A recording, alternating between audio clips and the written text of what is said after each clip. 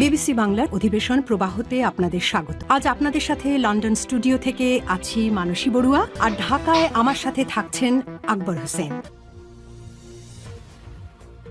বাংলাদেশের সর্বশেষ গুরুত্বপূর্ণ আপডেট সংবাদে আপনাকে স্বাগত। শুরুতেই সংবাদ শিরোনাম, পরে বিস্তারিত। প্রথমেই জানাবো আমাদের হাতে থাকা সর্বশেষ গুরুত্বপূর্ণ সবথেকে তাজা আপডেট সংবাদ। বিএনপির অফিসে জয় বাংলা শেখ হাসিনা লিখে পালালো দুই যুবক। চট্টগ্রামের পটিয়ায় রাতের অন্ধকারে হেলমেট পরা দুই যুবক এসে উপজেলা বিএনপির কার্যালয়ের দেয়ালে জয় বাংলা এবং শেখ হাসিনা স্লোগান লিখে পালিয়ে গেছে। আজ দিবাগত রাতে উপজেলার কলেজ গেট এলাকায় বিএনপির অফিসের দেয়ালে এই ঘটনা ঘটে। স্থানীয়দের ধারণা ঘটনাটি রাজনৈতিক উস্কানি সৃষ্টির উদ্দেশ্যে করা হয়েছে। এরপর জানাবো সংস্কার বিরোধী শক্তির সঙ্গে জোট নয় বললেন নাহিদ ইসলাম। জাতীয় নাগরিক পার্টি এনসিপির আহ্বায়ক নাহিদ ইসলাম বলেছেন, রাজনৈতিক দলীয় প্রতীক হিসেবে এনসিপিকে শাপলা প্রতীক না দেওয়ার বিষয়টি নির্বাচন কমিশনের স্বেচ্ছাচারিতা। তাদের ধারণা নির্বাচন কমিশন অন্য কোনো শক্তির দ্বারা পরিচালিত হচ্ছে। গায়ের জোরে এমন কোনো আদেশ চাপিয়ে দেওয়া হচ্ছে। এদিকে জুলাই সনদের আদেশ জারি করে নভেম্বরের মধ্যেই গণভোট দিতে হবে বললেন মিয়া গোলাম পরোয়ার। জুলাই সনদের আদেশ জারি করে নভেম্বরের মধ্যে গণভোট দিতে হবে এমন দাবি জানিয়েছে বাংলাদেশ জামাত ইসলাম। আজ 2006 সালের 28শে অক্টোবর লগিবৈঠার তাণ্ডবের গণহত্যা নৈরাজ্যের ঘটনার প্রতিবাদে আয়োজিত বিক্ষোভ সমাবেশে তিনি এসব কথা বলেন। জানাবো জাতীয় সংসদ নির্বাচনের আগে গণভোটের সুযোগ নেই বললেন আমির খসরু। ত্রয়োদশ জাতীয় সংসদ নির্বাচনের আগে গণভোটের কোনো সুযোগ নেই বলে মন্তব্য করেছেন বিএনপির স্থায়ী কমিটির সদস্য আমির খসরু মাহমুদ চৌধুরী।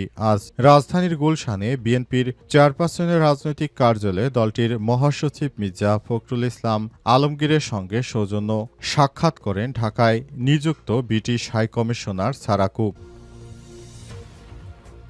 এবং সর্বশেষ জানাবো ঐক্যমতের আদলে জাতীয় অনৈক্য প্রতিষ্ঠার একটি প্রচেষ্টা গ্রহণ করেছে।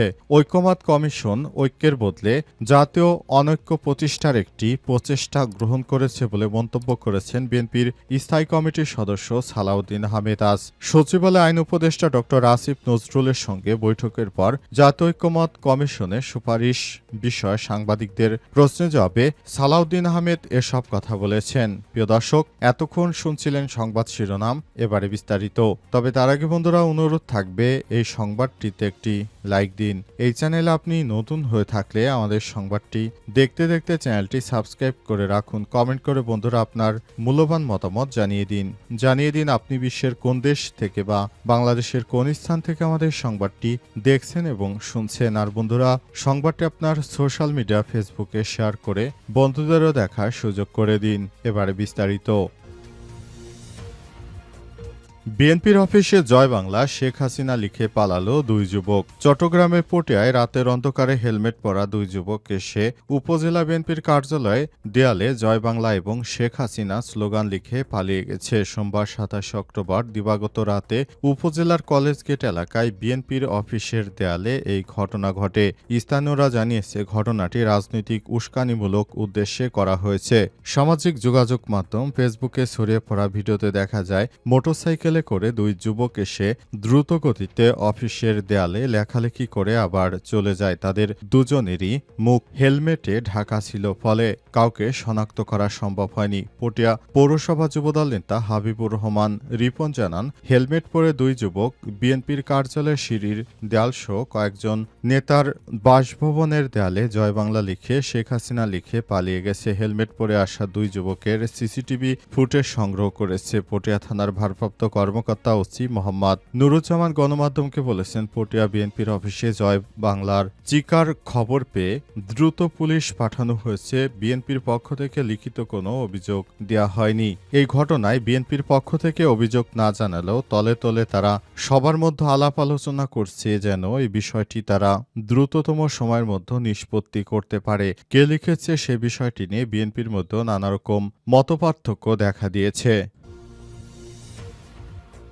সংস্কার বিরোধী শক্তির সঙ্গে জোট নয় বললেন নাহিদ ইসলাম। জাতীয় নাগরিক পার্টি এনসিপির আহ্বায়ক নাহিদ ইসলাম বলেছেন, রাজনৈতিক দলীয় প্রতীক হিসেবে এনসিপিকে শাপলা প্রতীক না দেওয়ার বিষয়টি নির্বাচন কমিশনের স্বেচ্ছাচারিতা। তাদের ধারণা, নির্বাচন কমিশন অন্য কোনো শক্তির দ্বারা পরিচালিত হচ্ছে। গায়ের জোরে এমন আদেশ চাপিয়ে দেওয়া হচ্ছে। এখানে কোনো আইনি বাধা নেই। নির্বাচন এবং রাজনৈতিক কার্যক্রম ব্যাহত করতেই এনসিপিকে শাপলা প্রতীক দেওয়া হচ্ছে না।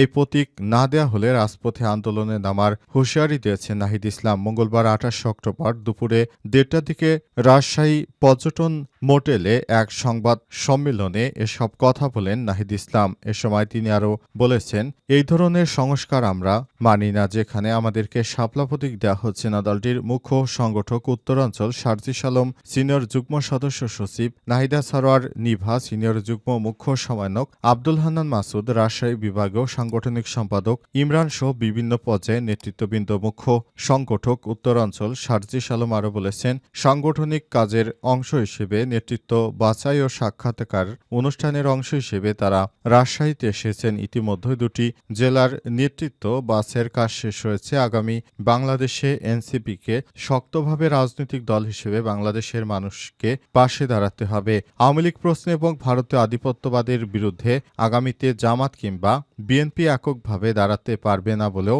মনে করেন নাহিদ ইসলাম। তিনি বলেন, আওয়ামী লীগের বিরুদ্ধে কোনো দল একা দাঁড়াতে পারবে না, সুতরাং জাতীয় ঐক্য খুবই প্রয়োজন।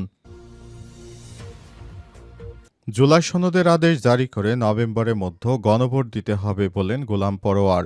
জুলাই সনদের আদেশ জারি করে নভেম্বরের মধ্যেই গণভোট দিতে হবে এমন দাবি জানিয়েছে বাংলাদেশ জামাত ইসলামের সেক্রেটারি জেনারেল মিয়া গোলাম পরোয়ার। আজ মঙ্গলবার ২৮ অক্টোবর ২০০৬ সালের ২৮ অক্টোবর লগি বৈঠার তাণ্ডবে গণহত্যা ও নৈরাজ্যের ঘটনার প্রতিবাদে আয়োজিত বিক্ষোভ সমাবেশে এই দাবি জানান তিনি। মিয়া গোলাম পরোয়ার বলেছেন, ১৮ দফার মধ্যে গণভোট জাতীয় নির্বাচনের আগে করতে হবে এবং সেটা আগামী নভেম্বরেই করতে হবে। কারণ জুলাই জাতীয় যে সনদ তৈরি হচ্ছে, যেখানে বিদ্যমান রাষ্ট্র কাঠামোর পরিবর্তে আনার বিষয়ে আমরা একমত হয়েছি, জাতিকে তো সেটা জানতে হবে।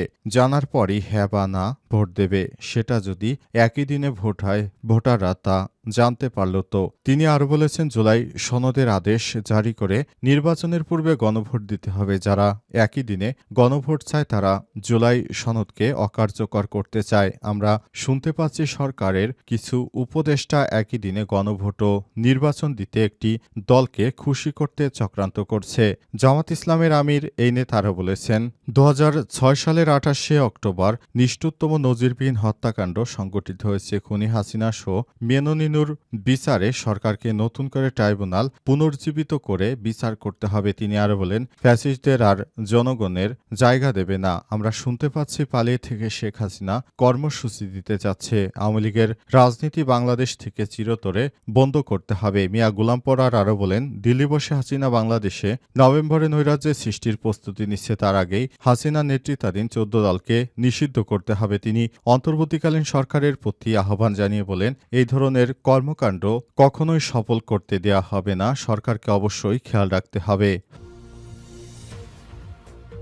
জাতীয় সংসদ নির্বাচনের আগে গণভোটের সুযোগ নেই বললেন আমির খসরু। ত্রয়োদশ জাতীয় সংসদ নির্বাচনের আগে গণভোটের কোনো সুযোগ নেই বলে মন্তব্য করেছেন বিএনপির স্থায়ী কমিটির সদস্য আমির খসরু মাহমুদ চৌধুরী। আজ বিকেলে রাজধানীর গুলশানে বিএনপির চেয়ারপারসনের রাজনৈতিক কার্যালয়ে দলটির মহাসচিব মির্জা ফখরুল ইসলাম আলমগীরের সঙ্গে বৈঠক শেষে সব কথা সাংবাদিকদের বলেন তিনি আরও বলেছেন, নতুন বাংলাদেশ গড়ে তুলতে হলে আমাদের নতুন নির্বাচনে যেতে হবে। নির্বাচনের প্রতিনিধিত্বমূলক বা পিআর পদ্ধতির বিষয়ে আগামী সংসদে সিদ্ধান্ত নেওয়া হবে। এ ব্যাপারে আমাদের যে বক্তব্য হলো সেটি হচ্ছে, আমরা চাই এবারের নির্বাচন হওয়ার পর আগামীতে সবকিছু সংস্কার করা হবে। নির্বাচনের আগে অনির্বাচিত সরকার এই ধরনের সংস্কার কোনোভাবে গ্রহণযোগ্য হতে পারে না। অন্তর্বর্তীকালীন সরকারকে বলতে চাই, তিনি যদি আমাদেরকে ভালোবাসে নতুন বাংলাদেশ গড়ে তুলতে চান, তাহলে আমাদেরকে আরও ভবিষ্যতের দিকে এগিয়ে যেতে হবে। অন্তর্বর্তীকালীন সরকারের প্রধান উপদেষ্টা প্রফেসর ডক্টর মোহাম্মদ ইউনূসের সরকার নতুন বাংলাদেশ গড়ে তুলতে চান, সেজন্য ইতিমধ্যেই তিনি কাজ শুরু করেছেন এবং সে ব্যাপারে আমরা সহায়তা করতে চাই। তবে যে ধরনের প্রতিশ্রুতি আমরা শুনতে পাচ্ছি যে তারা পিআর চায়, এই ধরনের পিআর টিআর এদেশে হবে না। আর গণভোটের জন্য যে সংস্কার করতে হবে সেই সংস্কারের জন্য অবশ্যই নির্বাচিত সরকার হতে হবে। তাছাড়া আমরা এই ধরনের কোনো কিছু করব না বলে মন্তব্য করেছেন বিএনপির এই নেতা।